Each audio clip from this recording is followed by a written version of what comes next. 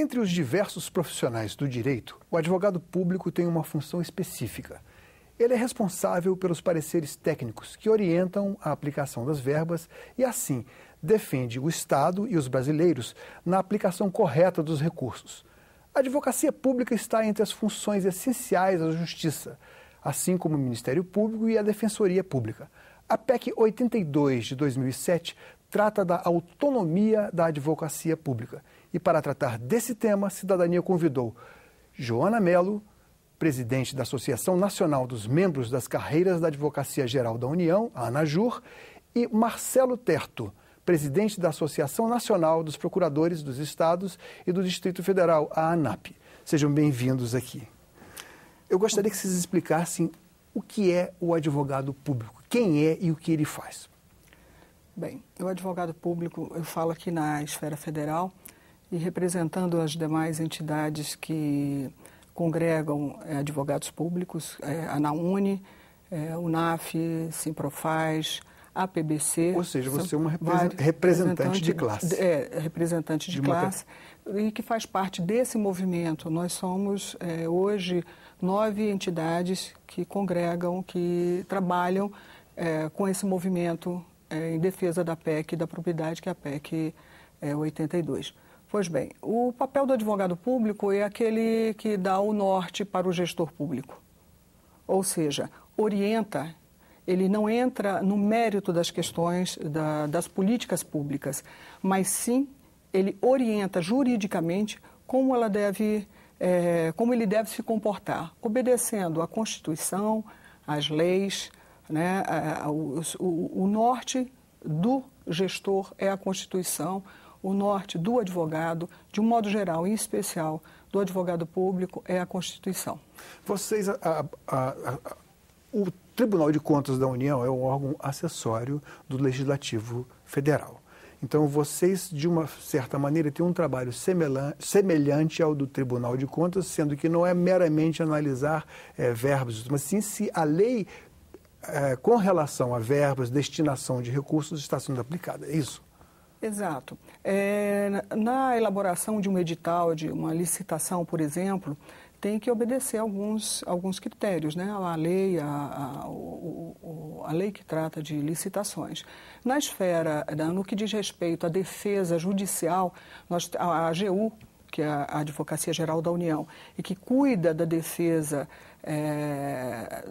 da União, tanto na esfera administrativa quanto judicial, ela cuida exatamente de orientar o gestor, de dar um suporte ao gestor nessa atuação. Então, não vai dizer para o gestor, o senhor vai fazer isso ou vai fazer aquilo. Às vezes o gestor está até bem intencionado, mas a forma como ele quer colocar em prática uma política pública, mostrar para o cidadão brasileiro que ele está cumprindo, honrando aquilo que ele prometeu quando, nas eleições, né, ele vai obedecer exatamente o que determina a lei e a Constituição.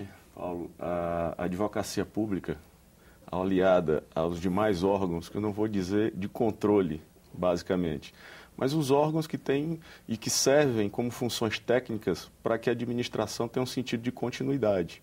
A advocacia pública, ela é a advocacia como função essencial à justiça, assim como é o Ministério Público, assim como é a Defensoria Pública, porque ela tem um papel paralelo e complementar essas demais funções, que tem atribuições críticas, por exemplo, dentro do processo da administração pública. Um prefeito, um governador de estado podem recorrer eventualmente à advocacia pública para orientá-los, ou de moto próprio, ou vocês que vão ser acionados. Na área de por quem? licitações é obrigatória a emissão de um parecer por um procurador ou por um advogado público de carreira. Sim. Concursado, integrante de uma carreira que estruture e que organize essa função para que garanta a memória jurídica do Estado, para que não se mude e se faça do jeito que se bem entender, à mercê dessas mudanças, dessas alternâncias de poder de 4 em 4 anos. Aí você está quase respondendo o que eu ia perguntar em seguida, que se vocês entraram com essa proposta de emenda à Constituição 82 de 2007, almejando a autonomia para o exercício profissional de vocês, alguma coisa estava incomodando. Que aresta era essa? Aí eu complemento a resposta à primeira pergunta que iniciei a te esclarecer. Porque, ao lado de todas as outras funções, como o controle de contas do TCU, do Ministério Público e da Defensoria, nós temos um papel que é próprio, que é o exercício da advocacia. Como a Joana falou, nós servimos de norte para dar segurança para quem gere, para quem é administrado e representado pelos políticos, de que a administração funciona para servir o povo de acordo com as leis a que ele serve, né? E que o orienta. Por quê? Na verdade, a advocacia pública ela tem a função e a obrigação de orientar para que os atos do administrador público sejam praticados conforme essas leis. E nessa orientação ele pode, inclusive, divergir do controle de contas, como divergir dos órgãos do Ministério Público e da Defensoria Pública. E é por isso que ele precisa de autonomia. E todos eles têm autonomia. Essa autonomia ela serve para quê? Para garantir uma estrutura institucional que preserve a inviolabilidade no exercício da tua função. Porque não existe função advocatícia sem autonomia, sem independência técnica. Assim como um engenheiro não pode sofrer ingerências de ordem política para construir uma ponte que possa cair por deficiências de cálculo. Doutora Joana, já aconteceu, suponho que já deve ter acontecido, casos em que o advogado público foi submetido a pressões no decurso do seu trabalho, do exercício da sua tarefa principal, ou não?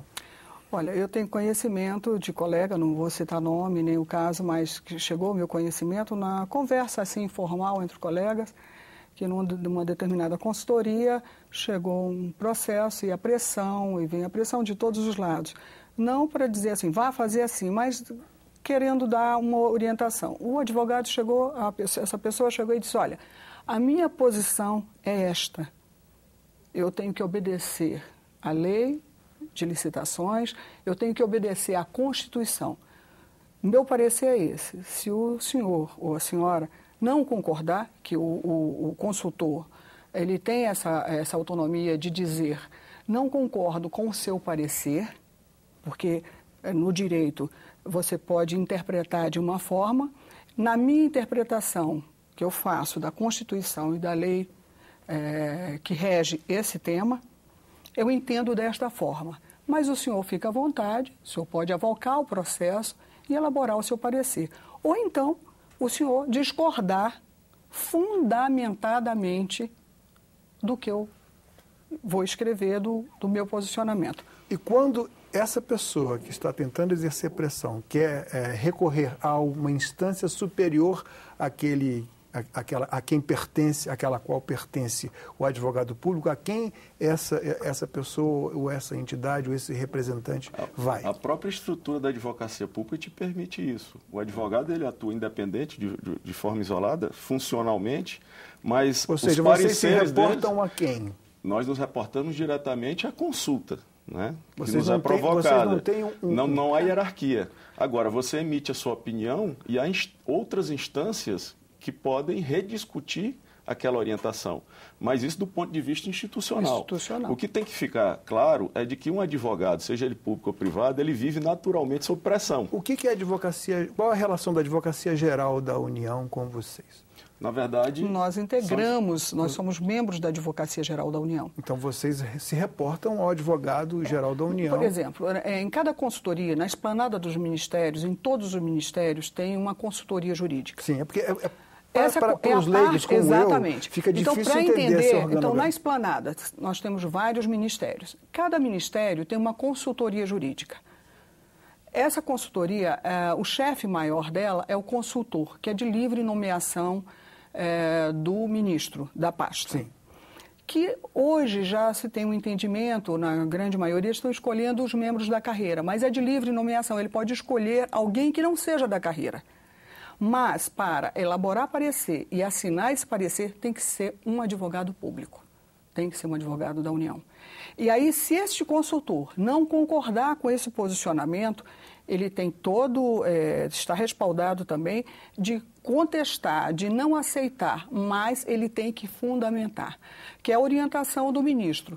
Agora, esse parecer também não é vinculante. Ele pode dizer, não vou cumprir, mas ele está assumindo a responsabilidade de, num futuro, se ele for questionado pelo Tribunal de Contas, pelo Ministério Público, pela própria sociedade, se ele seguiu a orientação jurídica, ele está respaldado, ele está tranquilo. E, inclusive, a própria Advocacia Geral da União pode fazer a defesa desse gestor, porque ele o fez com fundamento, com base, com sustentação numa manifestação técnica, uma manifestação de um advogado público de carreira. E a não existência da autonomia neste momento fragiliza o advogado público? Fragiliza o advogado público individualmente e institucionalmente como organização de carreira, como uma fonte de segurança jurídica, né, que atua de forma independente para interpretar o direito e as ações administrativas de acordo com o direito dentro do espaço de interpretação jurídica possível, com o uso da técnica, porque nós somos formados, inclusive, para provocar essas divergências quando há uma discordância entre o gestor público, entre a administração pública e o Ministério Público, ou entre alguma entidade associativa, né, representativa de algum interesse da sociedade. Bom, tramita aqui no Senado dois processos aqui, vamos dizer assim, correm o presidente Renan instalou uma comissão para a reforma da Lei 8666. Ao mesmo tempo, a presidente Dilma mandou para cá uma medida provisória no final do ano passado, a medida provisória 630, que foi para a Câmara, foi aprovada, veio para cá com uma ressalva do parecer aqui da senadora Gleice Hoffmann, que é o regime diferenciado de contratações públicas. Bom, como vocês lidam no dia a dia com isso, e esse regime diferenciado de contratações públicas parece que faculta ao administrador, tanto a União como estados e municípios, optar em vez da Lei 8666, pelo regime diferenciado de contratações públicas. Que opinião vocês têm, primeiro, a respeito da Lei 8666, onde ela poderia ser melhorada, a Lei de Licitações, e como vocês veem essa opção do administrador, claro, que quer tocar a obra mais rápido, quer fazer a licitação e o contrato mais rápido? Por favor, a senhora primeiro. Olha, essa questão da alteração da lei tem dentro da própria AGU um órgão que faz essa análise prévia, que dá esse suporte, porque o advogado-geral da União, ele presta um assessoramento jurídico para a presidência da República. Ele é o assessor direto da presidência da República, que dá o norte também para o presidente da República. Então, nós temos que, eu não tenho agora exatamente toda a fundamentação se isso passou realmente pelo advogado-geral e se foi feita essa análise, porque ele faz análise também da constitucionalidade das leis, das medidas provisórias que são encaminhadas aqui para a Casa para o Legislativo. Né? Então, nesse momento, eu posso até me abster de entrar em detalhes sobre esse tema, até porque ele deve ter passado pelo crivo do nosso advogado geral e eu acredito que ele deva ter analisado, os órgãos de assessoramento devem ter analisado bem essa questão. A Lei 8666 e a Lei do Regime Diferenciado de Contratações, eles são importantes instrumentos de atuação do advogado. Por quê? Porque todo o processo de licitação e de contratação na administração pública passa preventivamente e previamente por um advogado. Para quê? Para que ele oriente se aquele processo está sendo e aquela contratação está sendo realizada de acordo com a lei. Tanto no que diz respeito à garantia do direito de concorrência, como as formalidades do próprio processo de contratação, para que se garanta melhores preços e etc. Tudo que tem valor jurídico passa por nossas mãos nesse momento. Se as leis estão vigentes, com toda certeza, se não haver nenhuma inconstitucionalidade gritante, nós temos que orientar a ação administrativa no momento de contratar um serviço ou uma obra ou aquisição de materiais, para que ela faça essa contratação de acordo com as leis então vigentes. Porque essas leis passaram pelo parlamento, foram avaliadas politicamente e hoje têm um valor jurídico porque promulgadas e publicadas. Né? Em síntese, vocês não querem discutir a lei, nem fazer o juízo pessoal, nem exprimir o juízo pessoal de vocês. Nós não podemos. A ideia é que nós discutimos hoje a autonomia institucional da advocacia pública. Por alguma razão, né? Não para comprometer ou para nos imiscuirmos no mérito das políticas públicas. Sim. os políticos, o presidente da República, os governadores, os executivos da administração pública, eles são eleitos e têm legitimidade para fazer essas opções políticas. Agora, a realização dessas opções políticas, elas têm que se dar em conformidade com a lei. Quantos são os advogados públicos e onde se localizam eles em todo o país? Olha, são em torno de 8 mil advogados públicos. A Advocacia Geral da União tem várias unidades no Brasil inteiro. Isso federal, né? Federal. No âmbito federal, nós atuamos nas 5 regiões. São 5 tribunais regionais federais e nós temos 5 procuradorias regionais no Brasil inteiro. Então, só a primeira região, nós representamos, a primeira região representa 13 estados, mais o Distrito Federal, 3 estados da unidade, a primeira região. Então, tem a 5ª região, que é do Nordeste, que fica em Recife, tem a 4ª, a 3ª, a 2ª, que é no... Não segue a área de competência dos tribunais regionais federais. A AGU ela é distribuída, as procuradorias são distribuídas obedecendo os tribunais regionais federais. Nos estados, eu já represento os procuradores dos estados e do Distrito Federal, que é um outro nível de federação, mas que tem o mesmo sentido de organização como função de advocacia pública. Só que nós somos organizados em órgãos que representam o Estado através de suas procuradorias gerais, dos estados e aqui no Distrito Federal, do Distrito Federal. Assim como os municipais, que hoje brigam pela constitucionalização, tem até um projeto, a PEC 17, que está em tramitação aqui no Senado Federal, já foi aprovado com um quórum qualificadíssimo na Câmara dos Deputados, buscam essa constitucionalização, mas eu acho que, por simetria, já há uma imposição para a organização também desses serviços nos municípios. Vocês também têm... Pois não.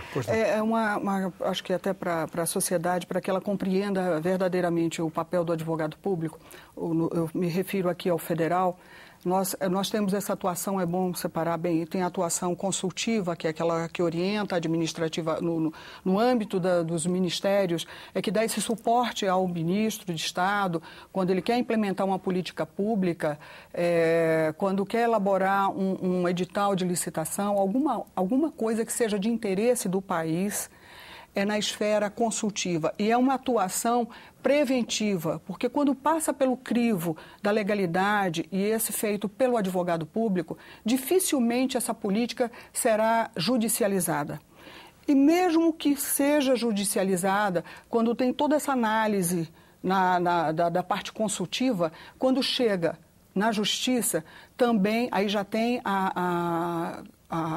os advogados que atuam defendendo na justiça políticas públicas, defendendo inclusive o gestor que agiu corretamente, mas por algum motivo ele está sendo demandado por um outro gestor que chegou posteriormente ou que talvez tenha uma visão diferente, uma área de atrito, e aí ele quer demandar contra aquele gestor. É feita uma análise e a própria Advocacia Geral da União faz a defesa desse gestor desde que tenha obedecido. Agora, aquele gestor que teve a liberdade de optar, de dizer, não seguirei este parecer, ele está assumindo a responsabilidade de, no futuro, ser demandado. Doutor Marcelo, eu não sei se vocês têm o poder de investigar ou, se não o tiverem, a quem entregam, a quem perguntam, a quem recorrem para que investiguem. Na verdade, hoje você tem a lei de acesso à informação e tem na administração pública um conceito de transparência que vem sendo trabalhado e exigido por parte da sociedade. Hoje, as informações da administração pública estão abertas. E a administração pública, como função de Estado, ela tem o dever de responder a todas as provocações, seja por parte diretamente de um cidadão ou de uma associação, né, ou esse cidadão organicamente organizado através ou representado por uma associação, da parte do próprio Estado, pelo Ministério Público, pela Defensoria. O indivíduo ele pode representar e essa representação ela deve ser respondida a tempo, acho que no prazo de até 20 dias, sob pena até de responsabilidade do gestor público. Essas informações chegam a nós através dessas representações, mas habitualmente, até porque nossa função é de advogado, a nossa função, e a Joana falou muito bem, nós temos 3 papéis muito importantes e por isso somos essenciais à justiça e somos carreira constitucional, porque nós temos a função de assessoramento, de estar do lado do gestor orientando, dizendo, olha, não faz dessa forma porque a lei não permite. Se você fizer, você vai responder, vai haver consequências terríveis. E a sociedade ela pode sofrer as consequências dessa, às vezes, irresponsabilidade. Ou através de uma consulta formal, de uma atividade formal, que é na emissão de pareceres, como nós falamos antes no processo de licitações. E se nada disso der certo e o Estado for questionado, nós temos o papel também de fazer a representação ou apresentação jurídica do ente público na justiça, que é onde entra em discussão, inclusive, outras funções tão relevantes quanto a nossa, que é o Ministério Público, Defensoria e o próprio cidadão, às vezes, representado por seu advogado. E políticas públicas, por exemplo, que são demandadas, ou obras importantes para o país, e lá no final, lá na ponta, o cidadão brasileiro que paga os seus impostos, quando há uma demanda suspendendo uma obra pública, às vezes até por questões que não são jurídicas, mas ideológicas, e é trazida sobre o manto da legalidade, um questionamento de uma legalidade, mas às vezes a gente percebe que ali por trás tem uma questão ideológica. Nós fazemos a defesa, procuramos cassar a decisão referente à suspensão daquela obra que é importante. E nós podemos até citar aqui um caso que foi emblemático. Um monte de telefonema, olha isso aí. Nós tivemos uma questão emblemática que foi Belo Monte, que foi suspensa várias vezes. Né, que é uma obra importante para o país, a questão energética. Né? Nós tivemos a questão do Enem, nós tivemos o Mais Médico, nós tivemos várias demandas aí, que é de interesse da sociedade brasileira. Se a política é simpática ou não, não nos diz respeito questionar o mérito dessa política, mas sim se ela obedeceu critérios de legalidade. E é nesse papel de fazer o contraponto, ou seja, a política pública foi questionada, muito embora encontrasse um amparo legítimo e jurídico por seu órgão de advocacia pública. Foi, nesses casos de investimento em infraestrutura, em programas como o Mais Médicos, nós temos que ter garantido, e aí retomamos a pauta da autonomia através da PEC 82, uma autonomia institucional que protege a inviolabilidade do advogado como um elemento de argumentação, né? Um instrumento de argumentação e contra-argumentação para que a democracia também prevaleça, porque às vezes o gestor que foi eleito tem a sua opção questionada pelo Ministério Público e a administração pública, para defender essa opção, tem que ter um corpo jurídico permanente, contínuo, estável, seguro e com suas prerrogativas asseguradas para que ele não responda, porque isso acontece muito. Porque essas opções jurídicas e essas orientações jurídicas hoje estão sendo questionadas por membros do Ministério Público e por órgãos de controle externo de contas, como o Tribunal de Contas da União na esfera federal, e hoje eu tenho até procuradores dos estados respondendo tomada de contas aqui por emissão de pareceres, porque boa parte dos investimentos dos estados dependem de investimentos com recursos federais, através de convênios, então sujeitos à jurisdição do Tribunal de Contas, mas essa liberdade de orientar e de defender um ponto de vista está sendo questionada e o advogado, em vez de figurar como defensor do ato ou da contratação no órgão de contas, ele é relacionado como réu. Como corresponsável, quando deveria estar lá com liberdade e tranquilidade para defender o ato que foi praticado pela administração pública. Imagine bem, tem uma questão aqui também, nós já tivemos que impetrar habeas corpus para que um advogado público não fosse preso. Por quê? E tem as multas também, né? A multa pessoal, o magistrado, o advogado, alguns magistrados, eu acho que inadvertidamente, eu acredito até pelo volume de trabalho, aplica multa pessoal ao advogado. O advogado não é parte, isso é elementar. Qualquer cidadão que não precisa ser advogado sabe que o advogado não é parte. O advogado público, não é? O advogado e público e o privado também. Então, nós já tivemos que impetrar habeas corpus para que um advogado não fosse preso. Por quê? A ordem era para o gestor cumprir a decisão judicial. O gestor não cumpriu e o juiz determinou a prisão do advogado. Então, nós não temos essa... Melhor defesa da autonomia... A senhora não podia ter feito, o senhor não podia ter feito. Obrigado pela presença de vocês. Infelizmente, a única coisa contra a qual a gente não pode lutar é o tempo. Tinha tanta coisa a dizer, mas eu só tenho a agradecer. Exatamente. Nós, do movimento, temos a agradecer o espaço democrático para nós trazermos também o nosso ponto de vista e a defesa, acho que coerente, dessa autonomia institucional da advocacia pública. Muito obrigado mais uma vez. Nós é que agradecemos essa oportunidade. Cidadania conversou com Joana Mello, presidente da ANAJUR, e Marcelo Terto, sobre a autonomia da advocacia pública. Mande suas críticas e sugestões para nós. Ligue para o Alô Senado 0800 61 2211 ou acesse www.senado.leg.br/TV. Nesse endereço você pode ver de novo ou baixar qualquer programa da TV Senado. Obrigado pela atenção e até o próximo Cidadania.